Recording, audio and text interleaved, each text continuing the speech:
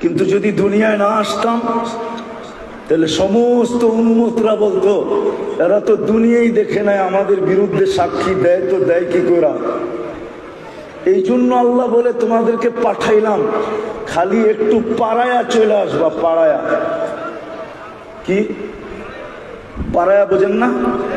মাঝে মাঝে বন্ধুকে বলে না, কোন আত্মীয় স্বজন বুজুর্গকে বলে হযরত আমার বাড়ির সামনে দিয়ে যাবেন, আমার বাড়িটা একটু পাও রাখা যাবেন। আল্লাহ আমাদেরকে পাও রাখার জন্য পাঠাইছেন, নাইলে আমাদেরকে 60-70 বছর বয়স কেন দিতেন? অন্য উম্মতকে তো 1000 বছর বয়স দিছেন, আমাদেরকে তো শুধু 60-70 বছর বয়স দিছেন। আবার 60-70 দিয়েও আল্লাহ ভাবতেছেন মনে হয় পারানের জন্য বেশি সময় দিয়া দিছি, তো আল্লাহ 2 পর্বে আবার কমাইও দিছে।